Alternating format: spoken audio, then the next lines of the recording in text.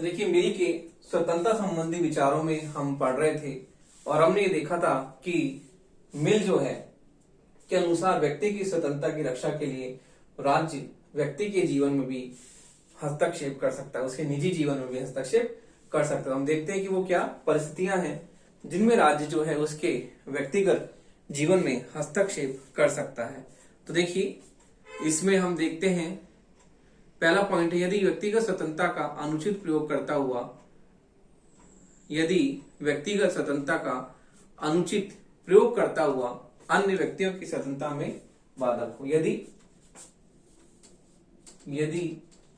व्यक्तिगत स्वतंत्रता का अनुचित प्रयोग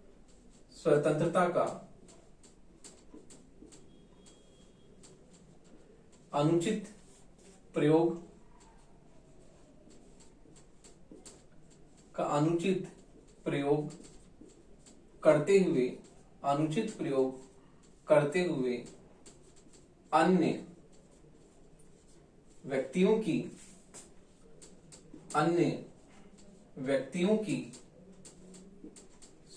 हुए अन्य व्यक्तियों की स्वतंत्रता में बाधक हो।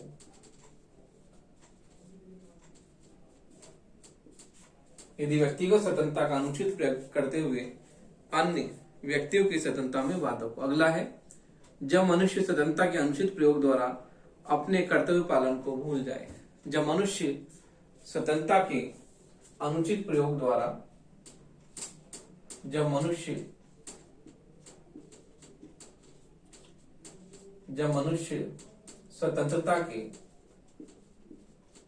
स्वतंत्रता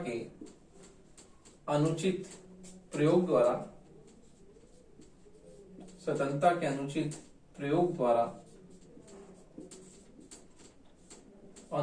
प्रयोग द्वारा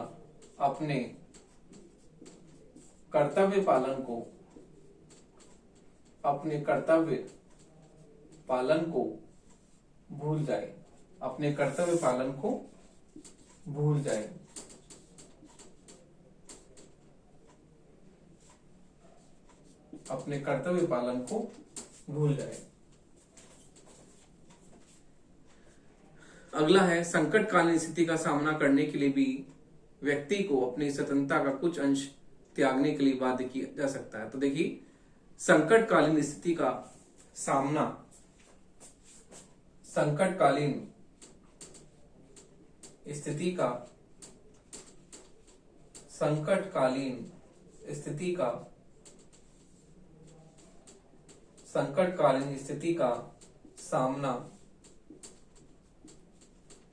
सामना करने के लिए भी व्यक्ति संकटकालीन स्थिति का सामना करने के लिए भी व्यक्ति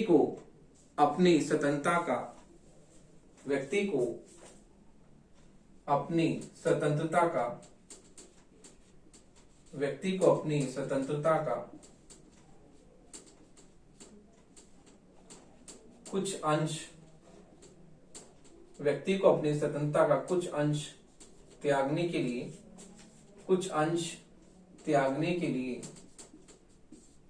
कुछ अंश त्यागने के लिए बाध्य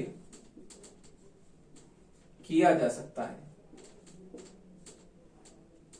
व्यक्ति को अपनी स्वतंत्रता का कुछ अंश त्यागने के लिए बाध्य किया जा सकता है।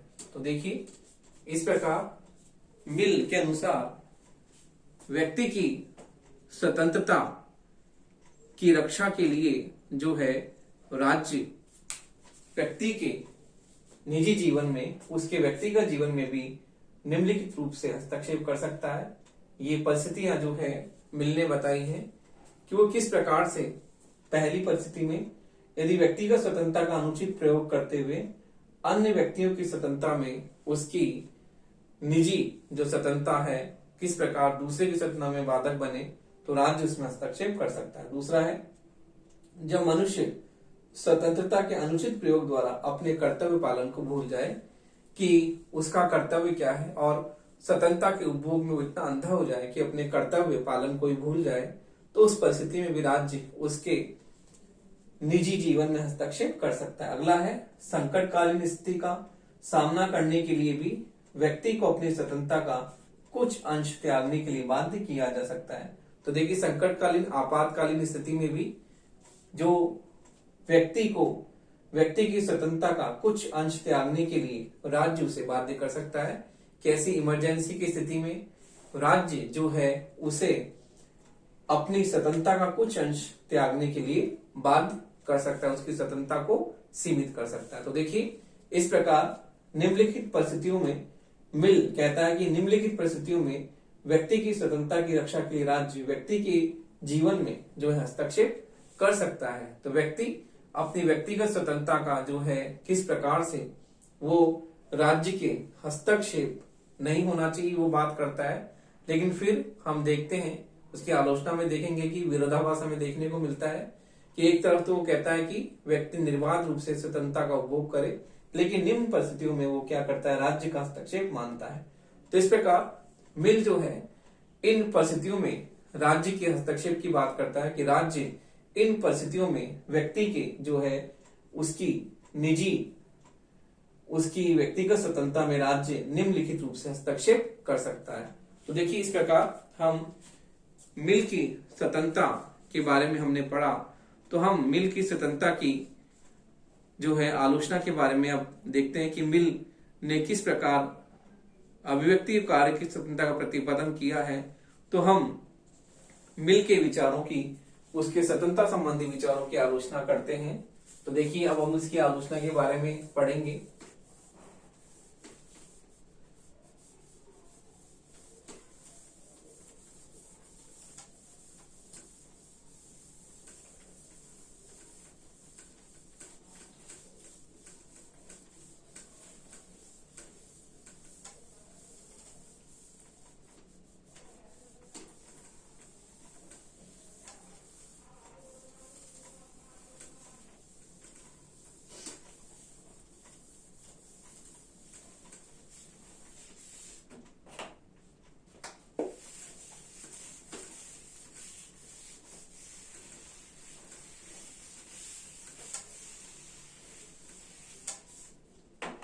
देखिए, मिल के स्वतंत्रता संबंधी विचारों की आलोचना। मिल के स्वतंत्रता संबंधी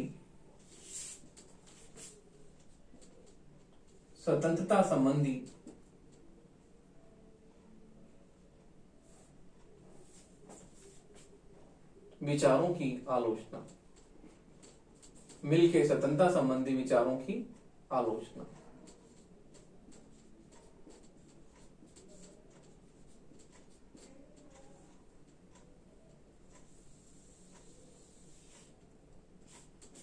तो देखिए, मिल की स्वतंत्रता संबंधी विचार बहुत ही महत्वपूर्ण है, लेकिन इनमें कुछ कमियां सीमाएं रह गई है, जिनकी हम देखते हैं कि इसमें क्या क्या सीमाएं, क्या क्या कमियां रह गई हैं। तो हम देखते हैं कि इसमें जो पहला पॉइंट है, मिल की स्वतंत्रता संबंधी धारणा का आधारभूत विचार है व्यक्ति अपने मस्तिष्क पर संप्रभु है। तो देखिए, व्यक्ति अपने मस्तिष्क पर संप्रभु है, लेकिन संप्रभु होने के बाद भी हम ये देखते हैं कि उसके अनुसार प्रतिबंध के रूप में एक ही बुराई है, लेकिन हम प्रत्येक प्रतिबंध होने के कारण ही हम उसे बुराई नहीं कह सकते। तो हम देखते हैं कि व्यक्ति अपने हित का सर्वोत्तम निर्णायक होने के बावजूद भी हम कह सकते हैं कि व्यक्ति अपने शरीर और मस्तिष्क पर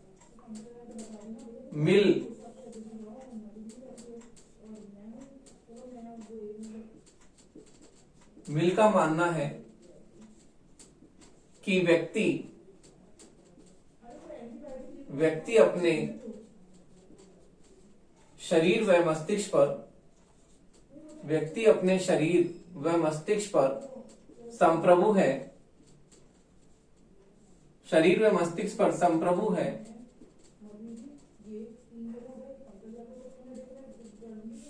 मिल का मानना है कि व्यक्ति अपने शरीर व मस्तिष्क पर संप्रभु है, लेकिन फिर भी हम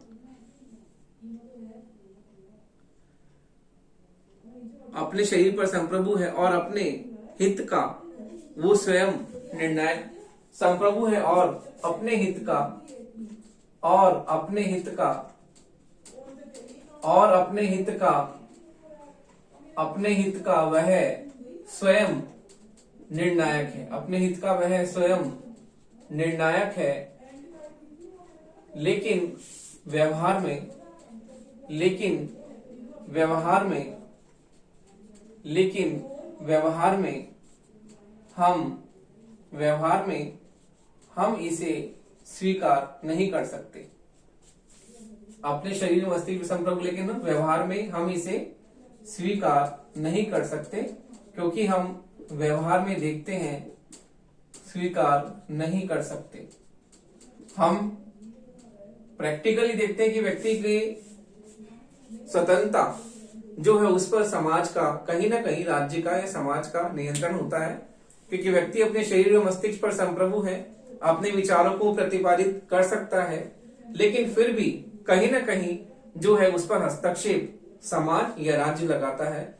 तो हम देखते हैं कि व्यवहार में, प्रैक्टिकल लाइफ में व्यक्ति का जो स्वतंत्रता है वो कहीं ना कहीं जो है सीमित होती है। तो हम इस बात को नहीं कर सकते, पूरी तरह स्वीकार नहीं कर सकते कि व्यक्ति जो है अपनी स्वतंत्रता का निर्बाध रूप से जो है वो उसका प्रयोग करे, क्योंकि वो अपने मस्तिष्क और शरीर पर संप्रभु होने के बावजूद भी उस पर समाज और राज्य के कई तरह के हस्तक्षेप होते हैं। जैसे कि मिल ने भी कहा है कि व्यक्ति के निजी जीवन में, उसके व्यक्तिगत जीवन में राज्य किन परिस्थितियों में जो है हस्तक्षेप कर सकता है। अगला पॉइंट हम देखते हैं आलोचना का क्या है। तो देखिए अगले पॉइंट में है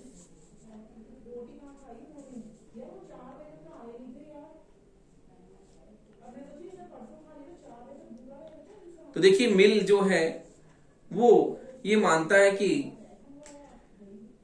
स्वतंत्रता की बात वो करता है, लेकिन विकृत मस्तिष्क वाले व्यक्तियों को स्वतंत्रता नहीं दी जा सकती। देखिए सामान्य व्यक्तियों को तो हम स्वतंत्रता दे सकते हैं, लेकिन विकृत मस्तिष्क वाले मनुष्यों को हम विकृत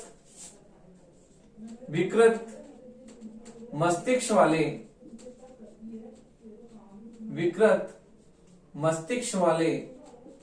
व्यक्तियों को विकृत मस्तिष्क वाले व्यक्तियों को स्वतंत्रता नहीं दी जा सकती। विकृत मस्तिष्क वाले व्यक्तियों को स्वतंत्रता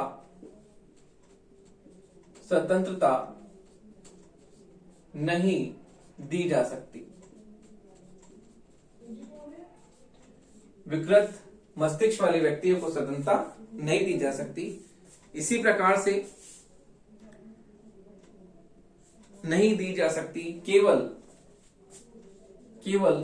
सामान्य व्यक्तियों को ही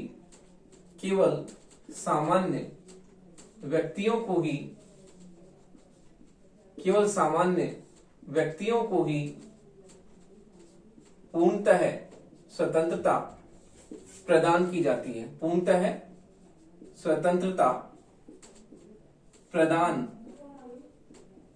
की जा सकती है। स्वतंत्रता प्रदान की जा सकती है। व्यक्तियों को पूर्णतः स्वतंत्रता प्रदान की जा सकती है। तो देखिए इस प्रकार मिल ये कहता है कि विकृत मस्तिष्क वाले व्यक्तियों को स्वतंत्रता नहीं दी जा सकती, केवल सामान्य व्यक्तियों को स्वतंत्रता दी जा सकती है, और सामान्य व्यक्ति ही पूर्णतः स्वतंत्रता का उपभोग कर सकते हैं। क्योंकि विकृत पागल मनुष्य जो है, यदि उन्हें स्वतंत्रता पूरी तरह से दे दी जाए तो किस प्रकार से स्वतंत्रता का क्या करेंगे, जो है उपभोग करके दूसरों की स्वतंत्रता पे वो बाधा पहुंचाएंगे। तो इस प्रकार मिल का ये मानना है कि मनुष्य को जो है हम सामान्य व्यक्तियों को स्वतंत्रता दे सकते हैं, विकृत मस्तिष्क वाले व्यक्तियों को हम संपूर्ण स्वतंत्रता नहीं दे सकते। अगला पॉइंट हम देखते हैं आलोचना का। देखिए, मिल की विचार स्वतंत्र संबंध धारणा जो है पूर्णतः है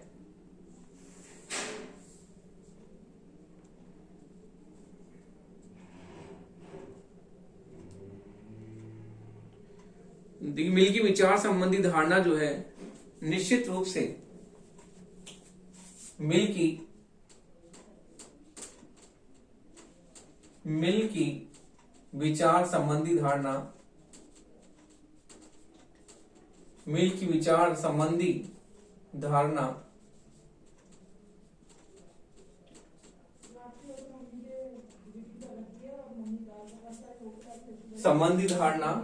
दुराग्रहपूर्ण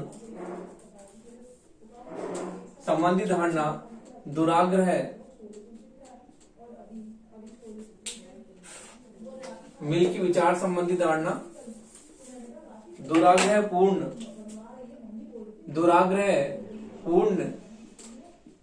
दुराग्रहपूर्ण एवं असंतुलित धारणा है। दुराग्रहपूर्ण एवं असंतुलित धारणा है।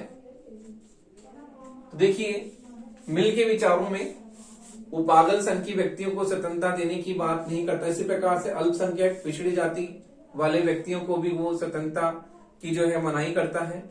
तो इस प्रकार हम देखते हैं कि मिल के स्वतंत्रता संबंधी विचारों में हमें उच्चाधिकार अर्थात उच्च वर्ग का जो है हमें उस पर पूरी तरह से दबदबा दिखाई देता है कि उच्च वर्गों के अर्थात विशेषाधिकार से प्राप्त व्यक्तियों को ही वो स्वतंत्रता जो है देने की बात हमें उसके चिंतन में देखने को मिलती है। तो हम ये कहते हैं कि मिल की विचार संबंधी धारणा दुराग्रहपूर्ण एवं असंतुलित धारणा है, जिसमें सभी व्यक्तियों के जो है समान रूप से वो स्वतंत्रता की बात नहीं करता। अगली आलोचना देखते हैं हम। मिल का कार्य स्वतंत्रता संबंधी जो है उसने दो भागों में बांटा है। तो देखिए, मिल ने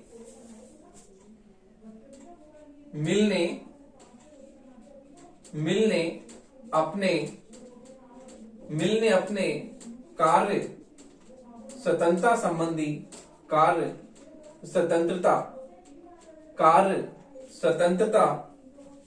मिल ने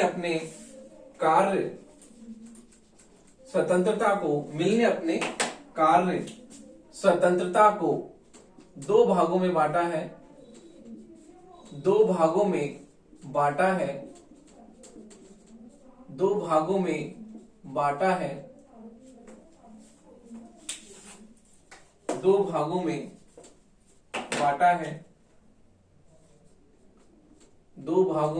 है सविषयक और परविषयक।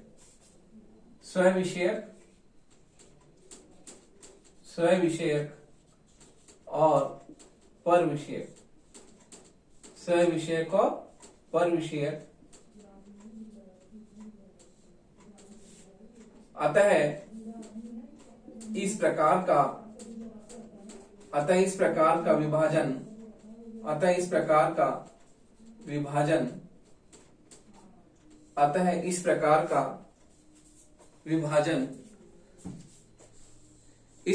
का विभाजन जो है वो व्यवहार में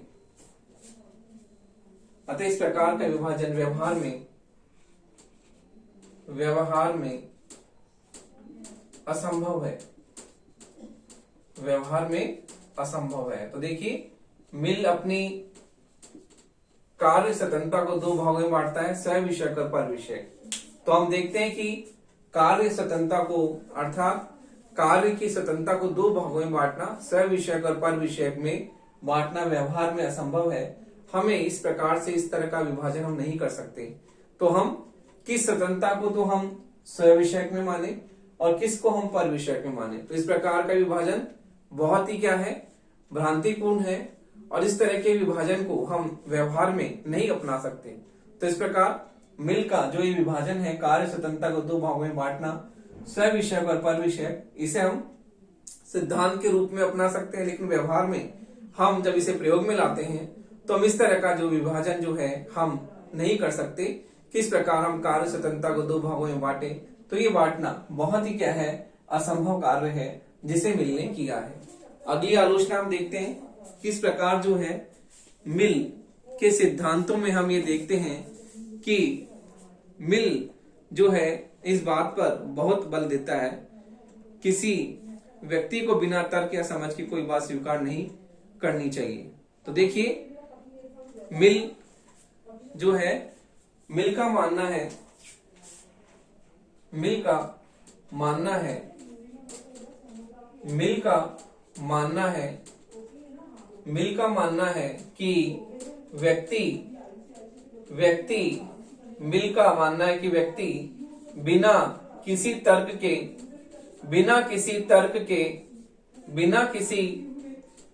के अपनी बात को, मिल का मानना है कि व्यक्ति बिना किसी तर्क के उसे किसी भी बात को नहीं मानना चाहिए। बिना किसी तर्क के उसे किसी भी बात को नहीं मानना चाहिए, किसी बात को नहीं मानना चाहिए। तो देखिए मिल का ये कहना कि बात बात में तर्क करना, बात बात में बौद्धिक रूप से किसी बात पे अपना तर्क करना, तो हम किस तरह से हम किसी भी बात पर तर्क करें। तो देखिए बात बात पे तर्क नहीं किया जा सकता। अब व्यवहार में हम देखते हैं कि हम लोगों की बात को सहज रूप से स्वीकार कर लेते हैं, तो लेकिन मिल ये कहता है कि हम बिना किसी तर्क के, बिना किसी बौद्धिक तर्क के किसी भी बात को हमें स्वीकार नहीं करना चाहिए। हमें लोगों की उस बात का पूरी तरह से जो है उसकी हमें उपेक्षा करनी चाहिए और उस बात को नहीं मानना चाहिए। तो हम देखते हैं व्यवहार में हम जो है हर बात पर हम तर्क की बात नहीं कर सकते, हर बात के लिए हम तर्क को प्रस्तुत नहीं कर सकते। अगला है मिल जो है वो राज्य को एक आवश्यक बुराई मानता है और मिल ये मानता है कि मिल राज्य को एक आवश्यक बुराई मानता है। मिल राज्य को एक आवश्यक बुराई मानता है। मिल राज्य को एक आवश्यक बुराई मानता है। जैसे कि हम देखते हैं सभी व्यक्तिवादी राज्य को एक आवश्यक बुराई मानते हैं। राज्य आवश्यक है व्यक्ति के विकास के, लेकिन राज्य नहीं होना चाहिए, क्योंकि राज्य व्यक्ति की स्वतंत्रता को कहीं ना कहीं प्रतिबंधित करता है और व्यक्तिवादी जो विचारक हैं वो राज्य का हस्तक्षेप नहीं मानते कि व्यक्ति की स्वतंत्रता में राज्य का किसी भी तरह का कोई हस्तक्षेप नहीं होना चाहिए। तो इस प्रकार हम मिल के विचारों में देखते हैं कि मिल राज्य को एक आवश्यक बुराई मानता है और यह कहता है कि उसका मानना है कि मानवीय व्यक्तित्व ऐसे वातावरण में ही विकसित होता है जिसमें उस पर किसी भी तरह का कोई बाहरी प्रतिबंध नहीं है। तो मिल व्यक्ति के जीवन में बाहरी प्रतिबंधों का पूर्णतः अभाव मानता है। वो कहता है कि व्यक्ति के जीवन में किसी भी तरह का कोई बाहरी प्रतिबंध नहीं होना चाहिए, बाह्य प्रतिबंधों का अभाव की बात मिल करता है। तो इस प्रकार हम देखते हैं कि मिल राज्य को एक आवश्यक बुराई मानता है। आवश्यक इसलिए क्योंकि राज्य व्यक्ति के विकास के लिए अपरिहार्य है, आवश्यक है, लेकिन बुराई भी मानता है कि बुराई इसलिए कहीं ना कहीं राज्य व्यक्ति की राज्य जो है व्यक्ति की स्वतंत्रता को कहीं ना कहीं प्रतिबंधित करता है, उस पर कहीं ना कहीं प्रतिबंध आरोपित करता है। तो इसलिए मिल राज्य को जो है एक आवश्यक बुराई के रूप में देखता है। अगला हम देखते हैं, अगली जो आलोचना है वो यह है कि मिल की स्वतंत्रता की धारणा जो है पूर्णतः निषेधात्मक है, वह किसी प्रकार से सकारात्मक जो है नहीं है। तो देखिए मिल की स्वतंत्रता की धारणा पूर्णतः निषेधात्मक है। मिल की स्वतंत्रता की धारणा, मिल की स्वतंत्रता की धारणा, मिल की स्वतंत्रता की धारणा पूर्णतः निषेधात्मक है। मिल की स्वतंत्रता की धारणा पूर्णतः निषेधात्मक है। वह किसी भी रूप में वह किसी भी रूप में सकारात्मक नहीं है, किसी भी रूप में सकारात्मक नहीं है, सकारात्मक नहीं है। तो मिल की स्वतंत्रता की धारणा पूर्णतः है, निषेधात्मक है और वो सकारात्मक नहीं है। तो देखिए मिल की स्वतंत्रता की धारणा में हम ये देखते हैं कि मिल जो है हम ये देखते हैं कि मिल केवल खोखली स्वतंत्रता और काल्पनिक स्वतंत्रता की बात करता है, जिसमें हमें सकारात्मकता कहीं भी देखने को नहीं मिलती है। वो कहता है कि राज्य को जो है स्वतंत्रता पर प्रतिबंध नहीं लगाने चाहिए और सकारात्मकता की बात नहीं करता। किस प्रकार से मिल ने अधिकारों की कोई बात नहीं की है और अधिकारों के बिना हम स्वतंत्रता को क्या मानते हैं, बिल्कुल खोखली स्वतंत्रता मानते हैं, काल्पनिक स्वतंत्रता मानते हैं जिसमें अधिकार समाहित नहीं है। तो स्वतंत्रता अधिकारों से युक्त होती है, तभी वो वास्तव में सच्चे अर्थों में वो स्वतंत्रता होती है, उसमें सकारात्मकता आती है। तो मिल अधिकारों के बारे में मौन रहता है, अधिकारों के बारे में किसी भी तरह से कोई भी बात को प्रस्तुत नहीं करता है। तो देखिए इस प्रकार हम कहते हैं कि मिल की स्वतंत्रता की धारणा पूर्णतः निषेधात्मक है और उसमें सकारात्मकता का हमें अभाव देखने को मिलता है। तो देखिए इस प्रकार से मिल की उपयुक्त आलोचनाओं के बावजूद भी हम देखते हैं जो है उसका बहुत ही महत्व है और उसके सिद्धांतों में हम ये देखते हैं कि मिल जो है राजनीतिक दर्शन में उसकी कोई भी जो है स्थान नहीं ले सकता। तो देखिए मिल ने अपना उसका बहुत ही महत्वपूर्ण स्थान है राजनीतिक दर्शन में और कोई भी विचारक उसका स्थान नहीं ले सकता, क्योंकि उसने जो विचार अभिव्यक्ति की स्वतंत्रता जो प्रतिपादित की है वो बहुत ही महत्वपूर्ण है और उसका राजनीतिक दर्शन में बहुत ही महत्वपूर्ण स्थान है। किस प्रकार से उसने स्वतंत्रता का बहुत ही वैज्ञानिक ढंग से उसने व्यवस्थित और क्रमबद्ध रूप से उसने अपना सिद्धांत प्रतिपादित किया है। तो हम ये देखते हैं कि उपयुक्त आलोचनाओं के बावजूद भी राजनीति विज्ञान में जो है मिल का बहुत ही महत्वपूर्ण स्थान है और उसका स्थान कोई भी नहीं ले सकता, क्योंकि उसने स्वतंत्रता का बहुत ही वैज्ञानिक ढंग से उसने अपना सिद्धांत प्रतिपादित किया और इस प्रकार उसने विचार और जो अभिव्यक्ति का जो महत्वपूर्ण उसने विचार प्रतिपादित किया, इस कारण से उसके विचार और अभिव्यक्ति की स्वतंत्रता के विचार के कारण राजनीति विज्ञान में जो है उसका महत्वपूर्ण स्थान है।